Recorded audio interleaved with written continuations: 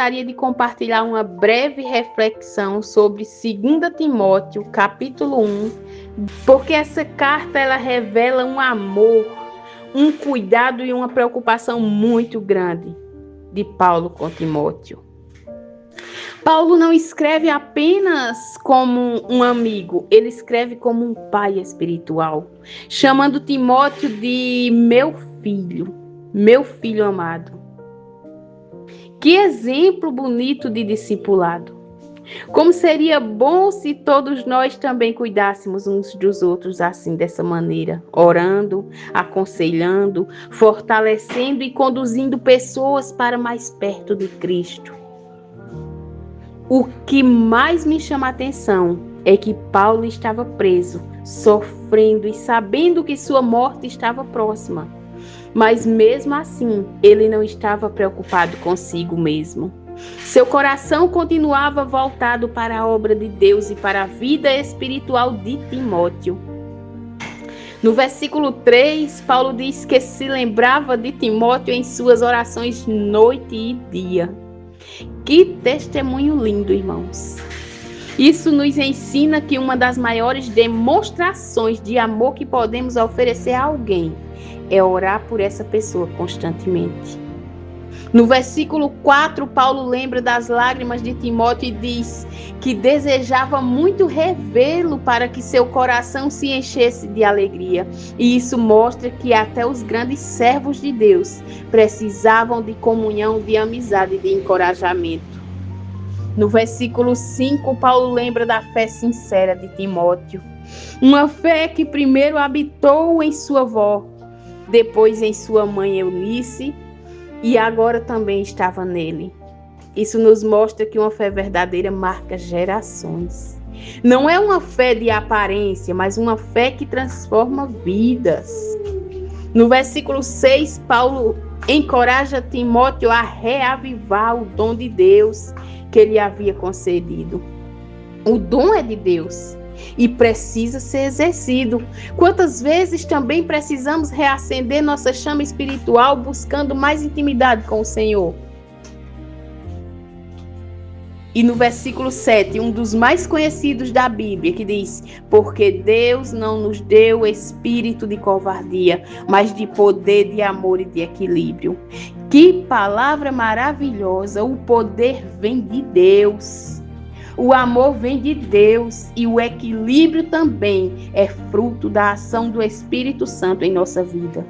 Quem caminha com Cristo aprende a agir com sabedoria, com domínio próprio e com confiança, mesmo em tempos difíceis.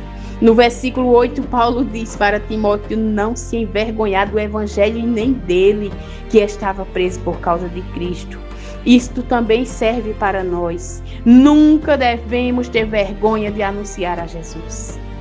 O mundo precisa conhecer aquele que salva, que transforma e que restaura e que dá vida.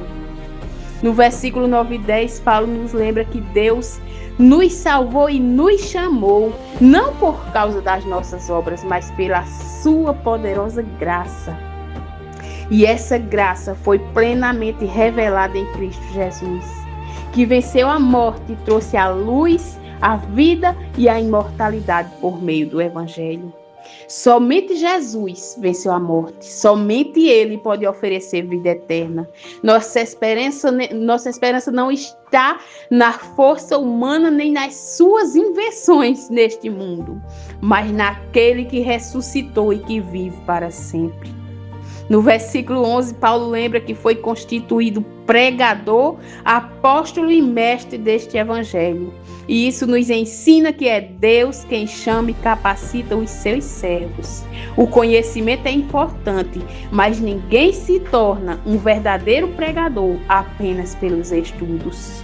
É o Senhor quem vocaciona e sustenta aqueles que anunciam a sua palavra. No versículo 12, Paulo declara: eu sei em quem tenho crido. Que declaração poderosa!